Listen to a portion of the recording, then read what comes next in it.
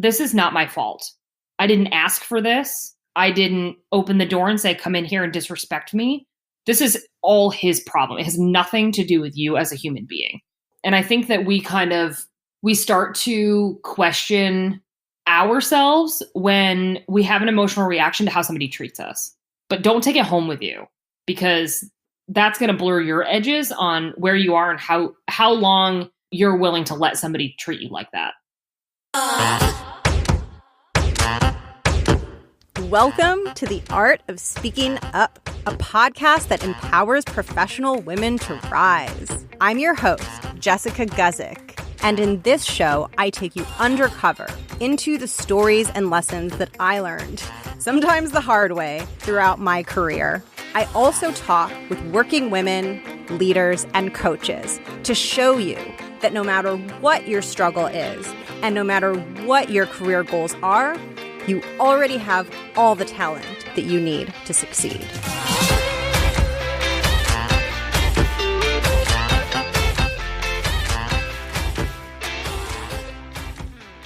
Oh man. So, this topic is simultaneously incredibly important and incredibly frustrating. And it's not my favorite topic in that it's not positive all the time, but I feel that it's really, really important. I'm someone who can be a little bit naive about human nature, and I think I went into the professional world not really aware of some of the negative behaviors that are out there. I was bright-eyed and bushy-tailed, and because of that, when I, as a young professional 20-something, ran into usually older male coworkers who had an aggressive work style or were manipulative in the way that they work, or would say things that were offensive, or would treat me differently than maybe they would treat males who were, working with me. When I ran into that, it hit me freaking hard. It was really, really difficult, and it messed with my self-confidence because I was quite young at the time and I didn't really realize what was going on. And so I wanted to talk about toxic masculinity and what it can be like to work either in a work environment or with coworkers or managers, or hopefully not, but leaders who don't have a healthy way of relating to themselves as males, and therefore have often an even unhealthier way of relating to females. This is something that a lot of women have dealt with. It is not fun at all. But what I want this episode to show you, if this is something that is present for you in your career, my hope is that this conversation with Helen will help you draw on your inner strength so that if you encounter this, which hopefully you do not, but if you do, you have that much more resilience to bounce back and stay strong. One last quick piece of context before I get into the interview with Helen. This interview was recorded a few months ago, and it was actually recorded the weekend after Brett Kavanaugh's Senate hearing. It's been a while. Several months have passed since that, but I didn't edit any of that out of the episode because I felt like what was going on contextually while Helen and I were having this conversation was actually deeply connected and related to the topic of toxic masculinity and to the things that we were talking about. So I kept all of that in here, even though it isn't timely, because I felt like it was too important to take out. And with that, I will let you meet Helen. She's incredible. You're going to love this conversation, and I'm so excited for you to hear it. Yeah. So, and then I just baked chocolate chip cookies because I needed to do something that's not raging at men. It's, everyone's having a different experience, and it's been a bad week. I started crying at yoga this morning because the teacher, she said, before we even started, we're all laying on the floor, and she was like, it's all women in here. I just want to acknowledge that we've all had a really hard week. with the political landscape and all of that. So like, let's just acknowledge it. And I just immediately started crying. And I was like, here we go. Like, It's the pent up. Yeah. I kept the like questions really short because I was like, we don't need that many. Like there will be plenty to talk about here. So I'm pumped about it. So if you want to go in, I can kick us off and we can get started. okay, cool. All right, awesome. So let's start by you just introducing yourself, telling us who you are, and giving us kind of the 10,000 foot view of your career arc. Ooh, yikes. Okay, so I'll try to like make it short and sweet. My name is Helen Foster. I'm CEO of Helifab Enterprises. It's kind of my side hustle. I do life coaching. That's like my main gig right now for the side hustle. And eventually want to get into women's retreats and yoga teaching, a lot of holistic, like women's work from a political or not political. Dang, we've had a hard week. Politics. From a corporate standpoint, I work at a AP accounts payable automation company. Sounds super nerdy. It is super nerdy. Nobody gets excited about accounting. So we just make it easier for people. And I have gone everywhere from property management companies to software companies to being an admin.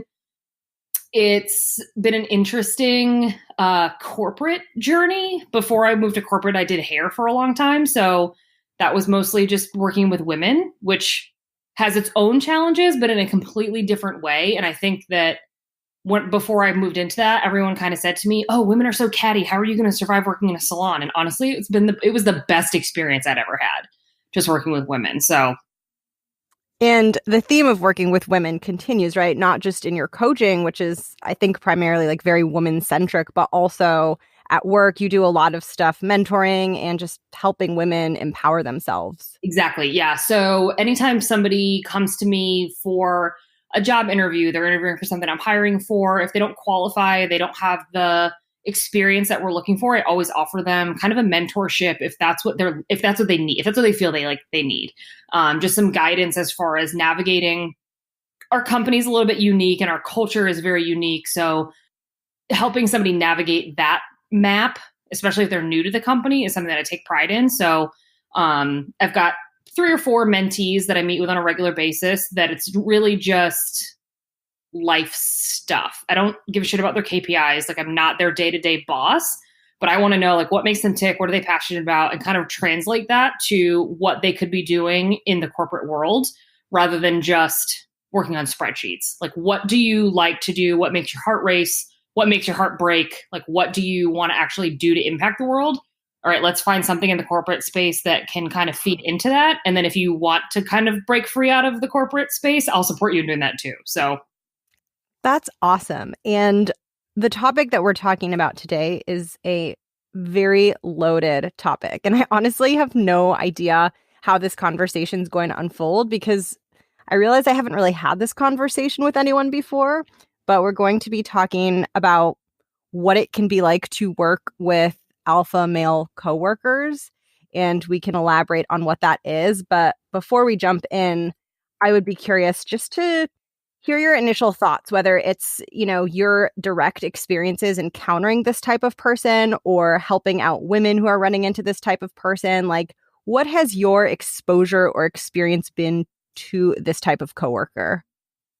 I have a few coworkers right now who I would say fit into that world of very alpha, and let's just throw it out there, straight, white, alpha, male, cisgender, that fits into that category.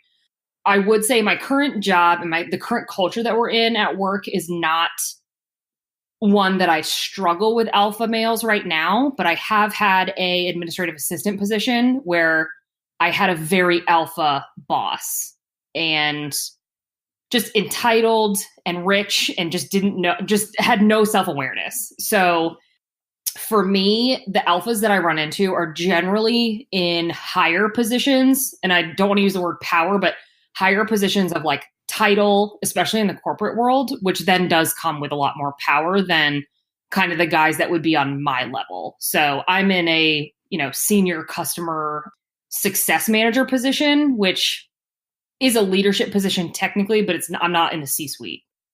And how can it show up? Because I think there are many different types of personalities out there, and I think many types that can unwillingly or willingly be a bit forceful and difficult, especially for young women to work with and interact with. So how can this show up, or what can it look like? What are some of the traits that you might see? In my experience, it's talking over women in meetings. And it's not just talking over women, it's talking over people. I don't want to say that only women have this problem, because it is, I think, the non-alpha males that also have an issue with this type of person. It could be talking over people. It's the mansplaining. That is a big thing for me that comes up. It's like, I've already said that twice, and now you are trying to present it as your own idea and like re-splain it in the way that somebody else might like understand it. And then I think it's also not being able to take no for an answer, but also not being able to creatively collaborate on coming up with a solution.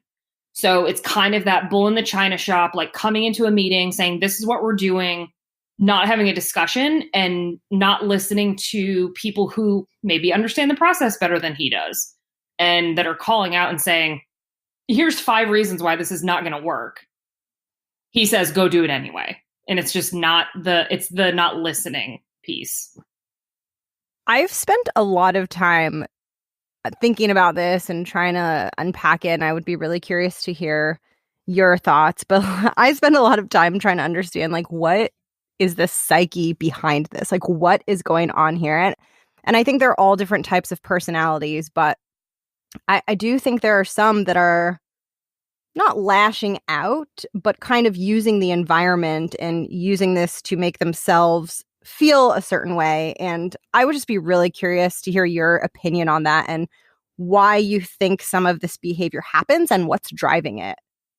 So I think, honestly, it starts, I've been doing a lot of thought about the patriarchy lately, and understanding that it's, yes, the patriarchy is designed to keep women down, but it's also only designed to let alpha males succeed. So if you're a man who maybe is a little bit more sensitive than the typical alpha male, or maybe you cry, like you actually, possess emotions that you outwardly show to people, you don't fit into this alpha thing. And the way that patriarchy and especially corporate America works is, if you are an alpha male, you are basically already 3 steps ahead of everybody else. Like, you're born on third base, right? So for me, it's like, you look at the stats around the number of women that are CEOs of companies that are at X amount of revenue a year, things like that. It's very small. It's like there's more men named Brian and Matthew that are CEOs than there are even women that are heads of companies. And when you are a man who has been told your entire life, you have the power, get the raise, get the girl, create the company, like you're the boss, everything is about you, and you're being supported in that environment because that's just what the patriarchy does, is it gives everybody around you kind of the permission to say, you're the boss and you're in charge. That trickles down into your company. And if you at the top are not self-aware enough to understand that behaving that way sets the example for all the other alpha men in your company, that's what your culture is going to be, is men talking over people, men not respecting people, men just making inappropriate comments because they don't understand the impact that it has on people. And they've just never had anybody come to them and say, hold up, let's have a discussion about this. And that's kind of where I am right now, not just in my career, but in my life, of like men that I care about that are maybe saying off the cuff things that don't fit into the norm of respect these days. I'm like, okay, like, let's have a discussion, because if I don't have a respectful discussion with you, the next person that hears you say that is not going to be as pleasant as I am right now. So it's like, I think that's where it comes from, is just they've never had anybody tell them no.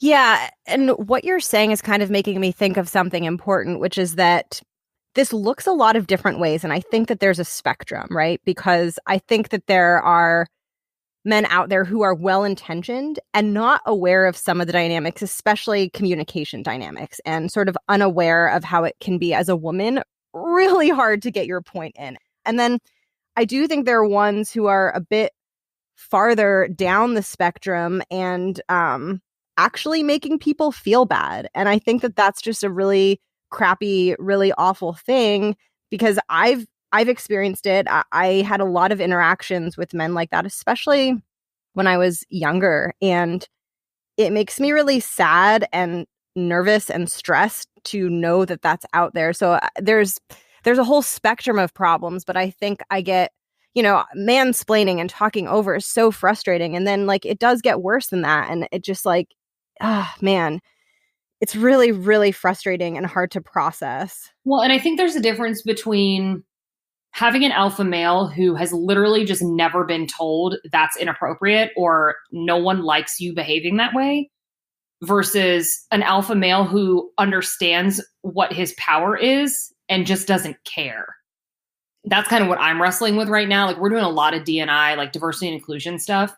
And like part of the struggle to get people to want to even discuss diversity and inclusion is that they don't want you to change their biases. Like they say, I don't want to come to this meeting because I don't want you to change who I am. And like my pushback on that is like, I do want to change your biases, because if you're an asshole, like I want you to stop behaving that way. But if you if you know you are and you continue to behave like that, like I just don't want anything to do with you. So it's like, what does that look like? How do you as an alpha male, even like once you recognize it, it's just as ingrained behavior in you. So they have to do a lot of work to not behave that way. And I think it can trigger a really defensive reaction. And, I think we all have instances where we are unknowingly maybe ignorant about an issue or maybe offending someone, right? So I can relate to this feeling. It feels horrible for someone to say, oh, like your actions are impacting me negatively. And I think the knee-jerk reaction is to say, what are you talking about? No, I'm not. I'm fine. Because I think that's just our human instinct. Right. And I think there's probably some of that happening in addition to other things. And I think just men in general in this landscape that we're in right now are, especially straight, white, cisgender men, are feeling the pressure. Like this is a time in history where women are not being quiet. Like we're not holding back from all the crap that we've been force-fed for the last 6,000 years. And I've been having conversation with my male friends about it, specifically around the word privilege. And it's like, they feel like privilege is being used as this horrible word that is being used in this negative context. And I'm like, I get it. Your world that that has been normalized for you for so long is now being told like, we're not playing that game anymore. The rules are changing. And it's kind of that whole thing of like, rights are not pie. Just because I get more rights doesn't mean that you get fewer. Mm-hmm. But then it also comes into like affirmative action and like, well, if we're allowed, if we have these rules around who gets in where, then it does negatively impact me as a white male because now I have to work that much harder to get in. Well, yeah, but you're already 15 steps ahead of me just as a woman, and I'm white. So I can't imagine being a woman of color trying to get into the same, I don't know, Ivy League institution that you are. And now I have to have a leg up because you are an automatic in and I'm not. So like that's a weird, I know we're kind of going out of the corporate world right now, but like those are the things that I'm thinking about these days. This is why I'm exhausted all the time.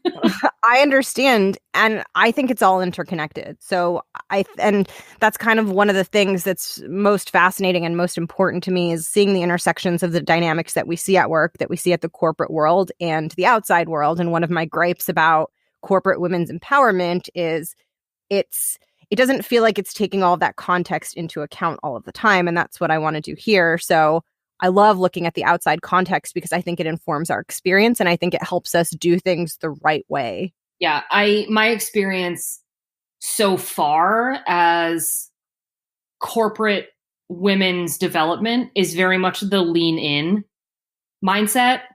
And I just disagree with that. Like, there is a point where you just lean in too far and now you've fallen over. Like, you can't, we're not playing by the same rules as men are. So I struggle with the mentality of like trying to do all these things for women when like we're not the problem, right? Like, it's this very HR check the box to say we have a plan and do women in leadership lunches and give women these trainings and like do all these things. And I'm like, okay, but what about the men? Like, what are we doing for men to not even for training, but just making them aware of how this all works?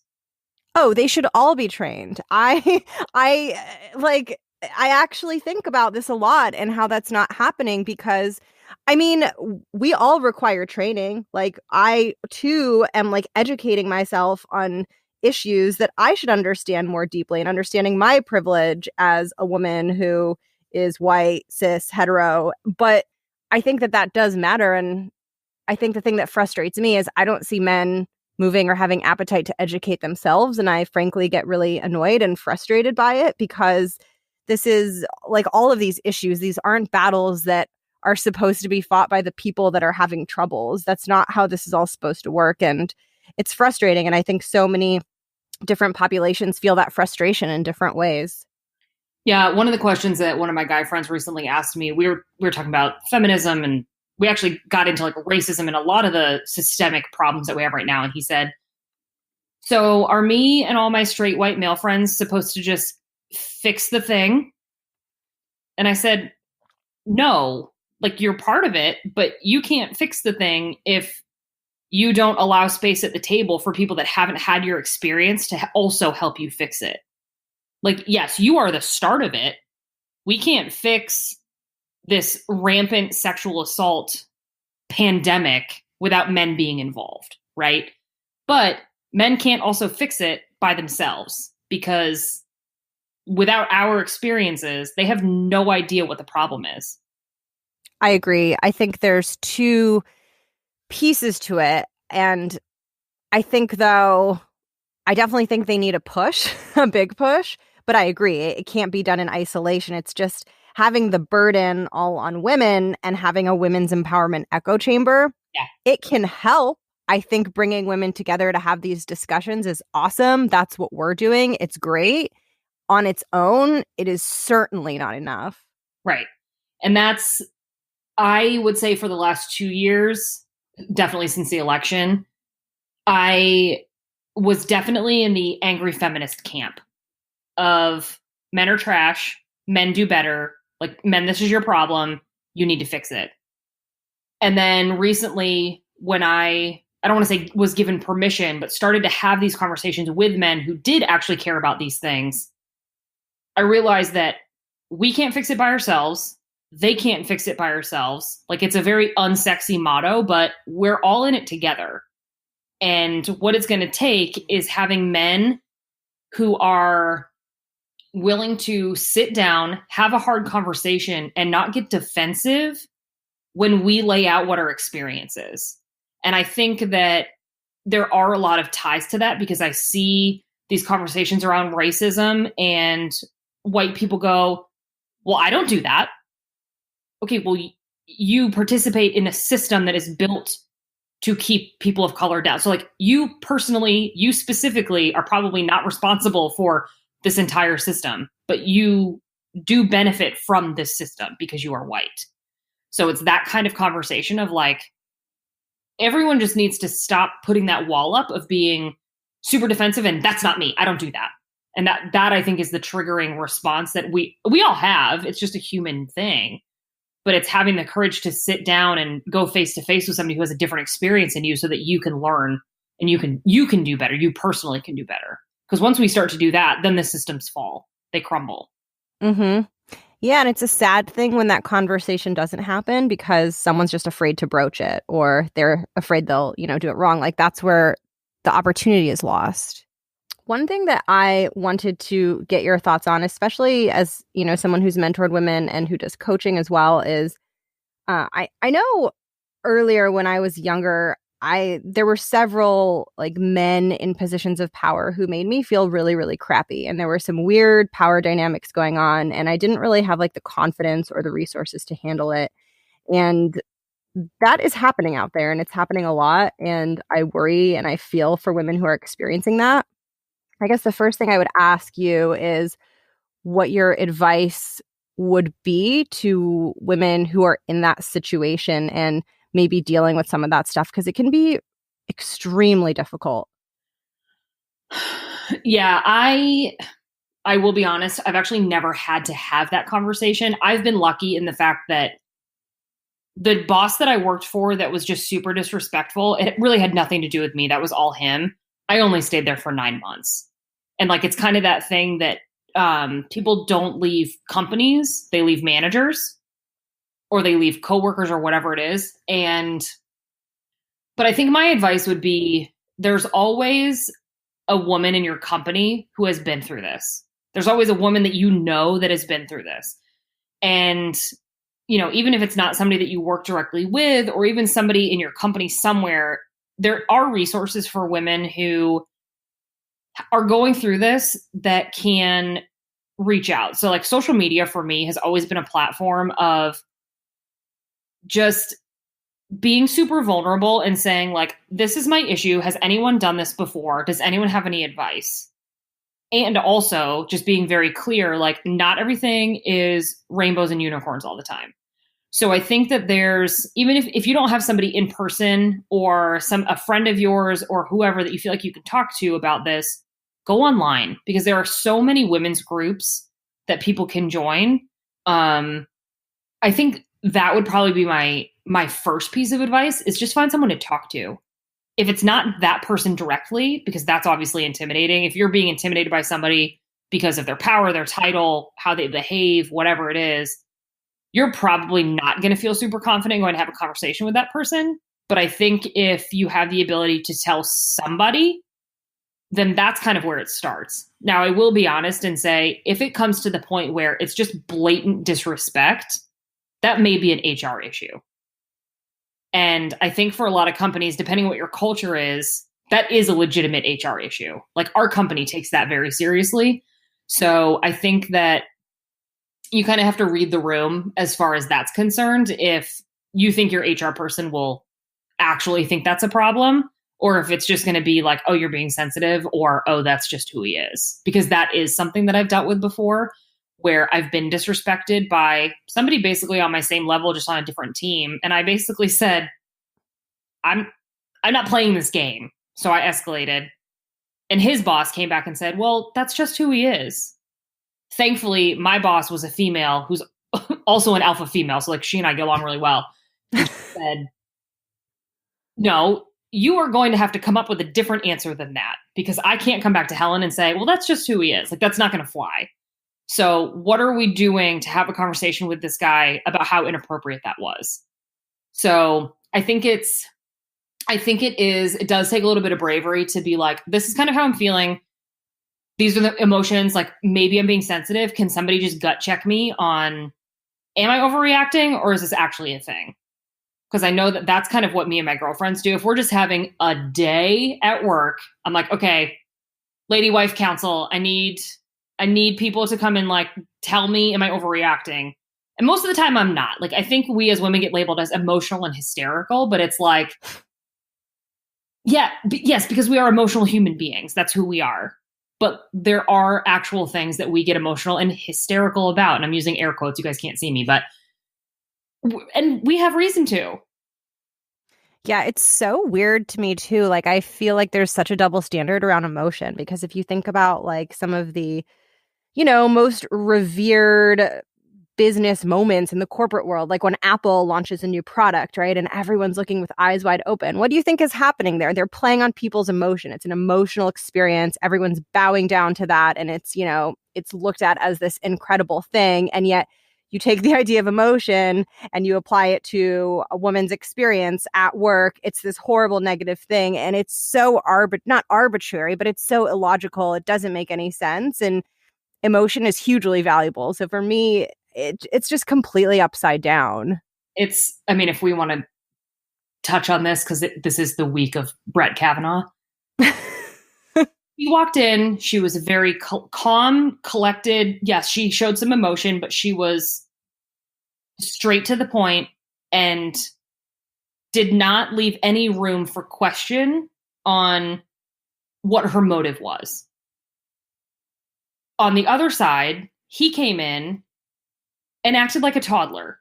He threw a tantrum, cried through the whole beginning of his hearing, yelled at people, interrupted every senator that asked him a question, and then also didn't actually answer anything. And like, I actually updated my Facebook status that day and said, if a woman came into this hearing and behaved the way that he is, she would be carried out in a straitjacket and labeled as emotional and hysterical and never taken seriously again. But this guy's coming in and everyone is going to see his emotions that he's portraying and saying, well, he's crying, so there's no way that he's guilty about this. Like, he's just crying because his life is ruined.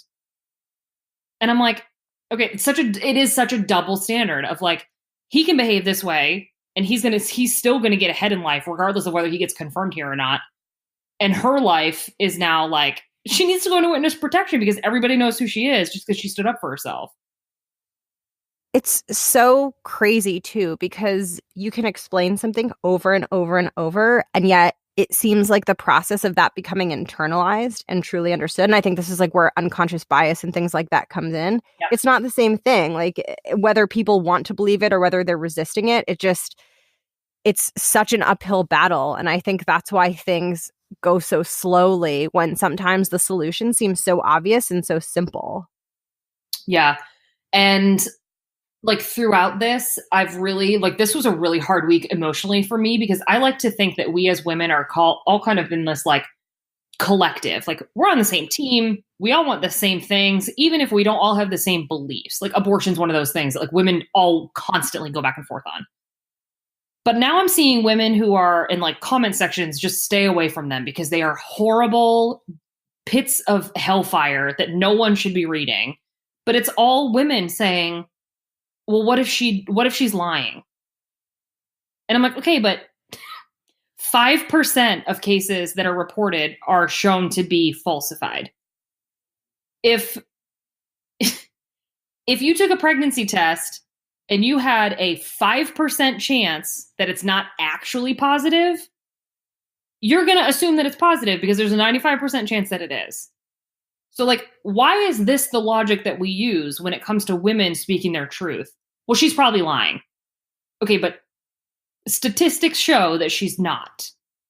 Or probably not, I should say. It's an unwillingness to, I think, see a reality. And I think sometimes it's on purpose. And I think sometimes people don't even realize it. And it's not like we have a shortage of people that can fill this position, right? It's not like we need to get this guy in there. So why not have someone where there isn't a shadow of a doubt around their character? Right. Yeah, there was a meme that I saw going around the internet, and it said the lock her up crowd is super into due process this week of like, just get him in and like forget a hearing. Let's just vote it. Like, okay, double standard. Yeah. One thing that I wanted to ask you about, bringing it back to like the day-to-day work context and having experiences with people who don't treat their coworkers with respect. Something that I have experienced is knowing that someone is misbehaving and still feeling bad about myself and like still getting stuck in emotions that I know shouldn't be happening. Is that something that you've seen with women who you mentor or you've experienced? And what do you think about that?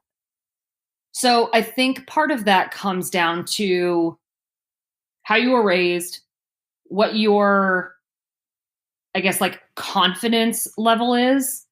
So for me personally, when I see somebody misbehaving, mistreating somebody, whatever, I'm the first person to call it out.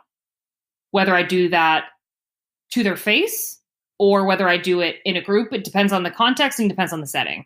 But I am confident enough in myself to say, that's bullshit and I'm calling it out. Because I am the one to stand up for other people who maybe don't feel like they have the voice to do it themselves. But I have also seen friends of mine who maybe are dealing with a guy who is the alpha, doesn't understand when things are inappropriate or when things are disrespectful, and she assumes it's her fault because, maybe she wasn't clear on her boundaries. Maybe it's fine, he didn't really mean it, it was a joke. Maybe whatever the excuse is that we kind of give these guys.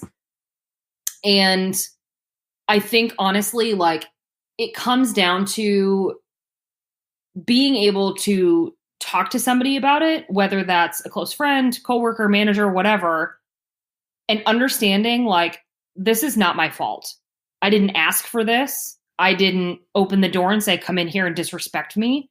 This is all his problem. It has nothing to do with you as a human being. You are you, and he is going to be who he is, whether you say to him that's inappropriate or not. Like, that is something that's ingrained in himself. So, and I think that we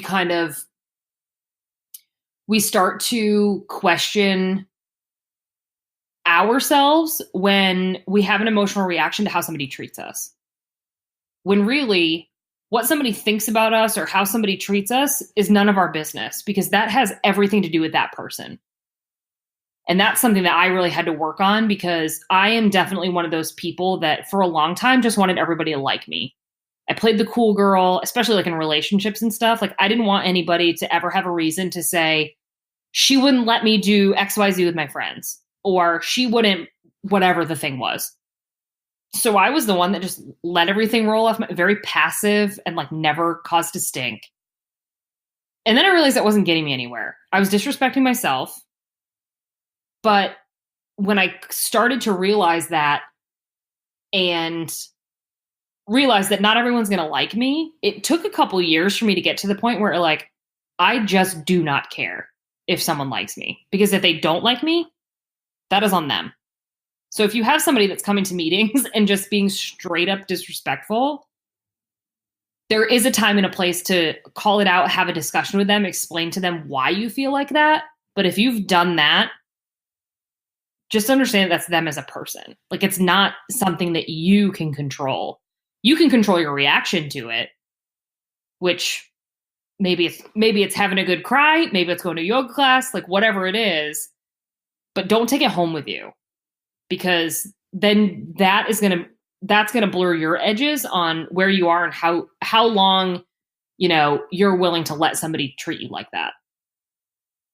Absolutely. And it kind of comes back full circle to the Kavanaugh thing too, because it shouldn't be happening in the first place, right? And then why do these things happen, and how does culture get made, and how do standards get set? This is how. And it's frustrating that, like, the lines aren't clear in all of these situations, politically, at work.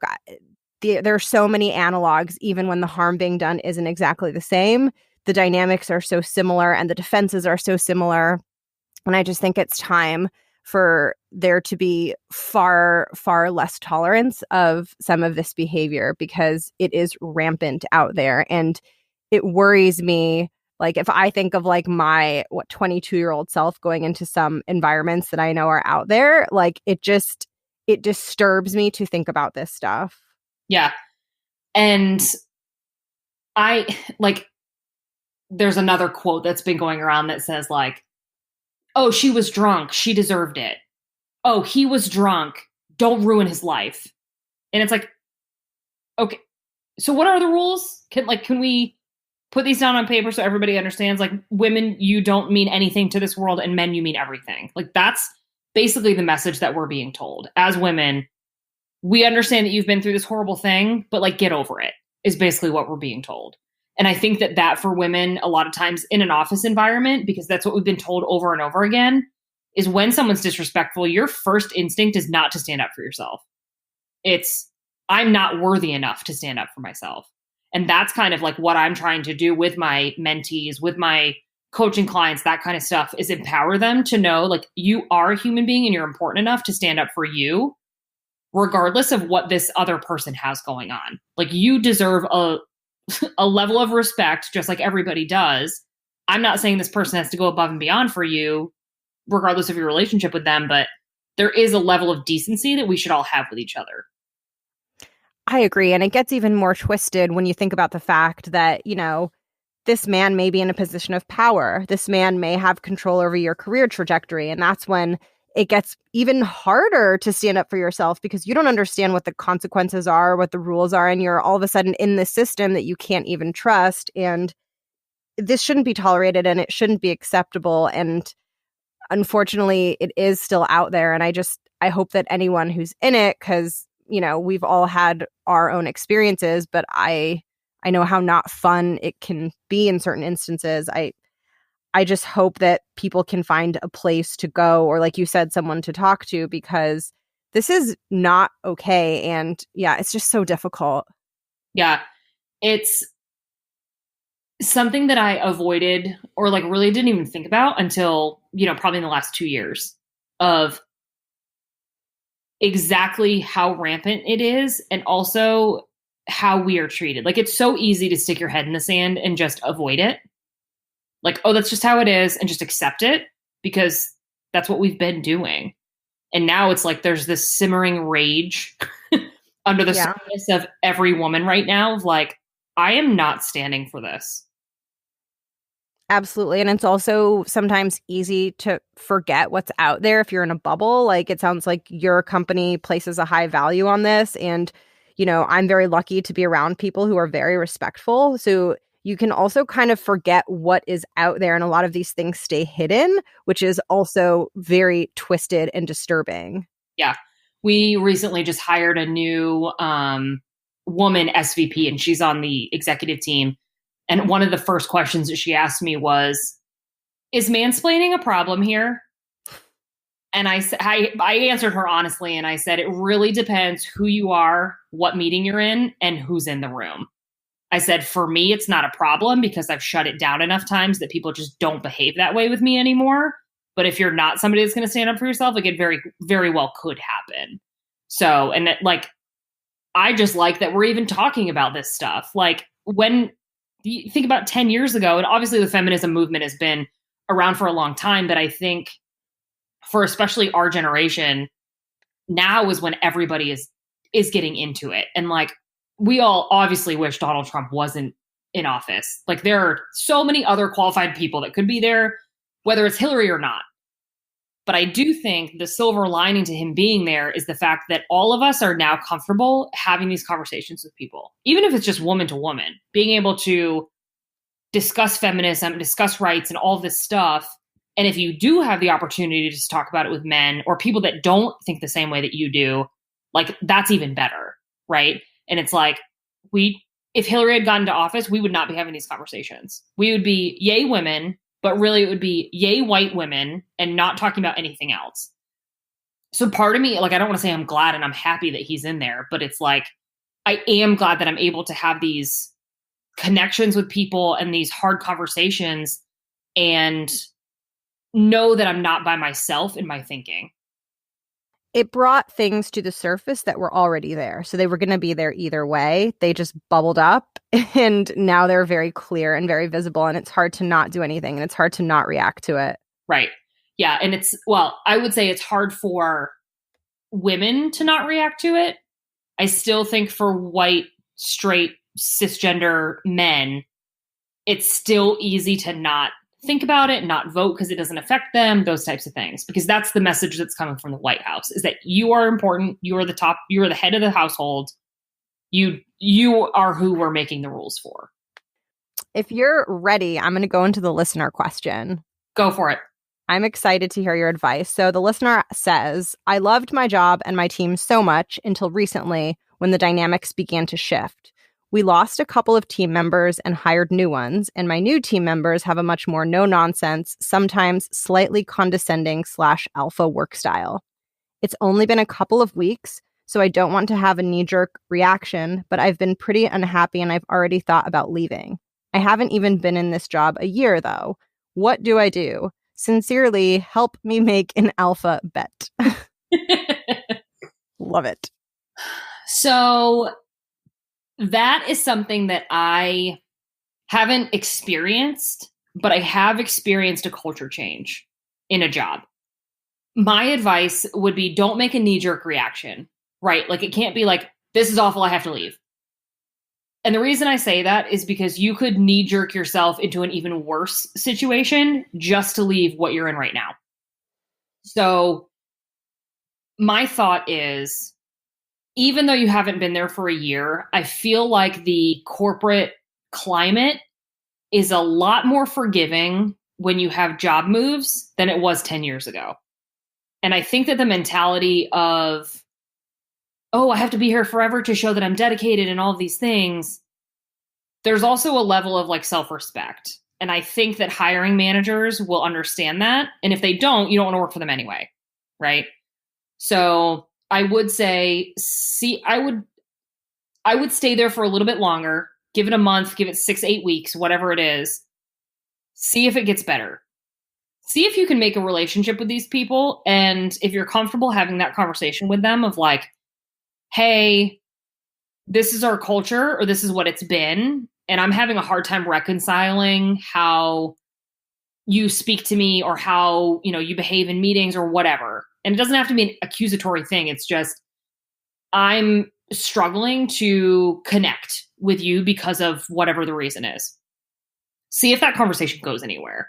Because I think a lot of people, even though at the beginning of this conversation, we talked about how people can get really defensive, I think if you come at it from an angle of, I want to be able to have a relationship with you from a coworker standpoint so we can do some really cool things. I don't know what this person's job is, but like my job, if I don't have a good relationship with my coworkers, we don't get anything accomplished.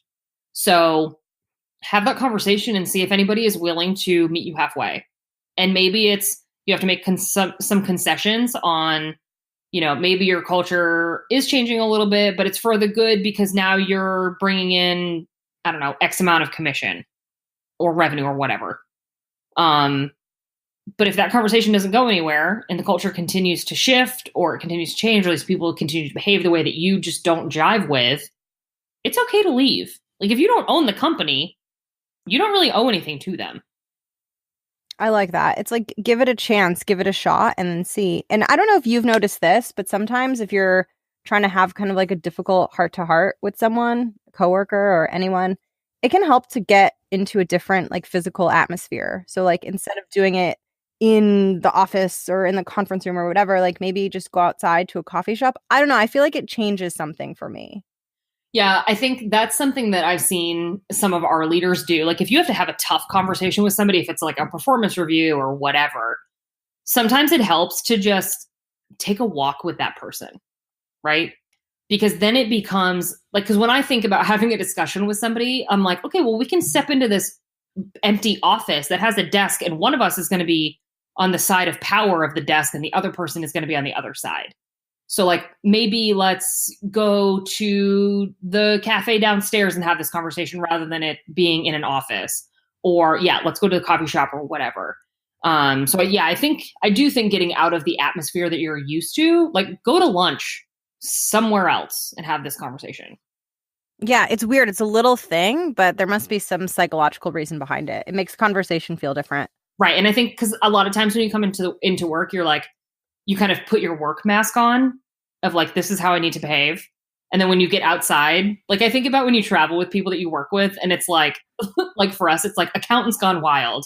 Everybody like lets loose. So I think that probably is a good point. Like you just get them out of the normal, like stuffy corporate environment where you can actually talk to each other as human beings and not coworkers. Accountants gone wild. I love it. Okay, last couple of quick questions. So this one is very thematic to what we've been talking about, but the show is called The Art of Speaking Up. So if there's any angle of it you feel like we haven't hit on about why it's important to speak up or what you think of it in general, this is your kind of space to share that.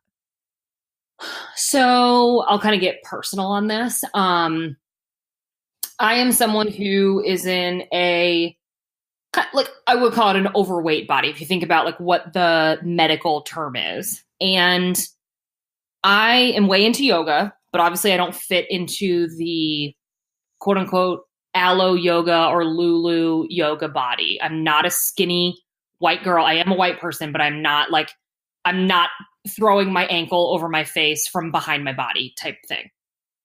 And I've recently worked with a body image coach to start kind of unpacking that stuff, where it comes from, why I feel the way that I do about my body and how I fit into society and why I'm single and like all these things.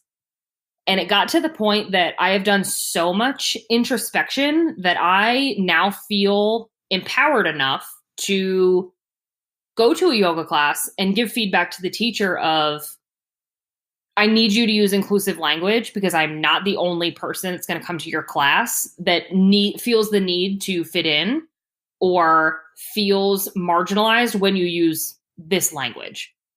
So for me, it's not just the importance of standing up for myself, but it's the importance of standing up for other people like me who are not at the same level that I am of awareness, bravery, courage, whatever the word is.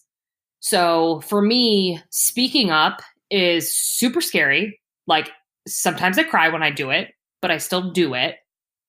And if you don't stand up for yourself, you might find somebody that is like me that will stand up for you, but you might not.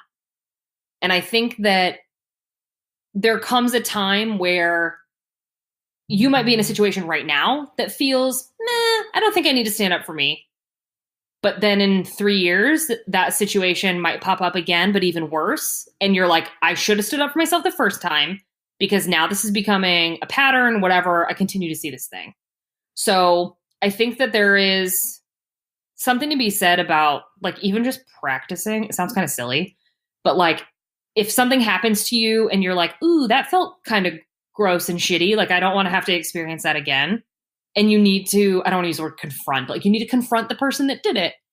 Maybe have that conversation with somebody else first. Practice what you want to say to them so you don't just like walk into their office and like word vomit all over them about how you feel about the thing, or like, I don't know, cry fierce hot lady tears because you're just in a rage about how you feel about the thing. Because I've done that too.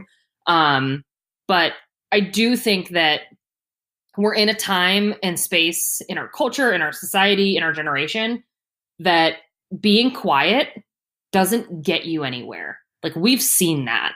Being quiet and keeping your opinion to yourself and sitting in the corner and not stepping up to the table, no one is going to hand you those things, right? Like you have to take them. I think you bring up something really important, and I'm really glad that you shared all of that, which is figuring out like where we are strong in what we are able to speak up about and using that for other people, and also understanding where it's hard for us, because I think that that's important. And we all have our own areas where it's going to be difficult, and something that's, really hard for me might not be at all hard for you. And then, that might be flipped too. So I think that that's such a good point. And I really appreciate you opening up and sharing that. I think it is also recognizing like, I'm not good at this, right? Like we all want to be perfect at everything. We're not. So there is a level of self-awareness of like, ooh, I want to be able to stand up for myself in this situation, but I've never done this before. But if you know someone who has, or you've seen somebody do it, go talk to that person about their experience. Like how did you get to this point? Because then you can kind of pick up nuggets of those types of things. My other thing is, if you are somebody who maybe feels like more of an introvert, you're more quiet, you're more reserved, you're more shy around people you don't know, things like that, I challenge you to step outside of that bubble and go talk to a stranger in the kitchen or the lunchroom at work that you've never talked to before. Male or female, I don't care who it is. You might start a relationship with that person that is now bringing you something that you didn't have before. And it's not like a codependency thing, but it's like a learning thing of they have this experience and I don't, but I can probably learn from them. So it could be a formal mentor. It could just be somebody that you have lunch with that is on the same level corporate wise as you are. Thank you so much for sharing that. I think you kind of hit on the last question, but I'll open up the space in case there's more. But the last one is just giving you the opportunity to share whatever is important for you to share with young women, since I created this show to help them feel good and confident and less alone in anything that's difficult for them. So I want to just give you the floor if there are other things you want to share that you think are important to be heard. I think one of the things that I specifically focus on in coaching that's important for women to understand is that society gives us this timeline of you graduate high school, you go to college, you figure out your career, you find a husband, you buy a house, you have kids. And if you don't do this by 30, you're a failure. And I'm calling BS on that because I'm 32, I'm single, I just bought my house by myself. Yes, I have a career, but like, do I want to do that long term? Probably not. Like, I think that there's other things that I want to do. So if you are in the skin of somebody that you feel like you have this pressure to get married, you have this pressure to go to college, you have this pressure to do whatever the thing is, and something inside you is saying, this doesn't feel right. I don't want to do that. I don't know why I'm doing this. Don't do it. Like, you don't have to do, no one is saying, no one specifically, maybe your mom, but like nobody specifically is watching you and being like, she's 32 and doesn't have kids and isn't married. Like, what's wrong with her? And we all think everyone is watching us when literally we all think everyone is watching us. So no one is actually watching anyone except we all think that. And I think that that's a big, like theme in a lot of things that a lot of conversations that I have with women is like, oh, I need to get married. Like I can't buy a house. I can't do these things. I'm like, okay, like let's come back to zero and like, let's discuss this. Like, why do you feel like that? Well, every time I see my mom, she asks me like where my relationship status is and when she's going to have grandkids. Okay. You need to have a conversation with your mother that like, if it happens, it happens. And if it doesn't, it doesn't. And I think that a lot of the older generations, especially like family members, there's no real boundaries. They're like, oh, like, are you pregnant yet? Did you have a, like, when are you going to have your second kid? Like, it's just no one's business. And I think that that's something like, and to stand up for yourself, like back to that theme, it's like, you can shut that conversation down respectfully and basically say like, that's none of your business. And I think that that's something that we collectively, just as women who do have a voice and have a platform and have strong voices and are not afraid to stand up for ourselves, is like, I'm going to stand up for you, especially if I hear somebody that is a stranger or somebody who is not at all qualified to ask you that question, and I'm going to shut it down. So like the only person that should be asking you, like, when are you going to have a second kid is whoever you're having that kid with. Right. So I think there's a lot of that pressure that society just puts on us and we've got to stop. Like, I felt that pressure for a long time. I was shopping for a husband. I was literally like, anyone please just marry me so I can prove that I am worthy of having a husband. And now I'm like, I don't even know that I want to share my fridge with someone, let alone my bed and my bathroom. Like, I don't know. So I would say like one of my big things is if you feel like you're getting a pressure to do something that you just are not even sure that you want to do, it's fine if you don't do it. No one is going to die if you are not married by 30. I feel like you're just such a trailblazer for so many women. And you probably already know this through your coaching and through the work you do, but you're clearing this path and this space for other people who are getting there to where you are. And I think that that's really amazing. It's not something I've always been into. So like this for me has been kind of a cool journey of like watching the evolution of being the cool girl and the quiet one and keeping my opinions to myself to like just doing a complete 180 and like burning that to the ground and starting over as somebody who does stand up for other people and wants to show women specifically, you don't have to live this 50s housewife life unless that's what you want. If that is truly what you are passionate about, more power to you, sister. Like, that is suffocating to me. But we all have our own choices and we don't all have to make the same ones. I love that. Yeah, we get to do what we want. It should be free of judgment. And it's about pursuing whatever makes us happy. It doesn't matter. And that sounds so simple and so obvious, but I think we forget that. And sometimes we even feel guilty for doing that. Yeah. I just read a book. It's called No One Tells You This. I think her name is Glenys McNichol. It's her memoir, her biography. And she's like 40, never married, no kids. And it's like her journey of realizing that and that maybe it's not actually what she wants. So my advice to anybody, like if you are starting to feel like you have this clock that's ticking, you're not sure if you actually want kids, you're not sure if you like whatever, you are allowed to make your own rules. You don't have to live by anyone else's. That should be my tagline. Thank you for listening to my conversation with Helen. I hope you loved it. Helen is an incredible woman.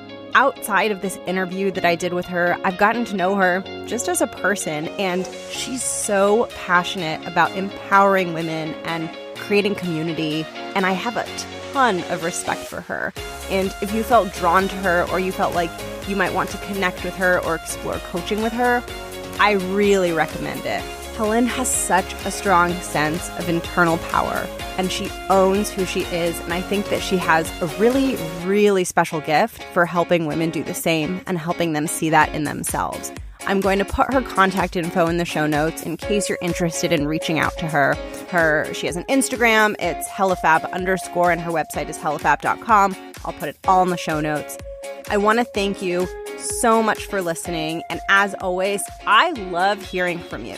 If you have feedback on the show, if you want to submit a listener question to the show, if there are topics or things that you'd love to see addressed on the show, if you know an incredible woman who you would love to see as a guest on the show, I want to hear all of it. I want to hear from you. I love hearing from you. It makes me so happy.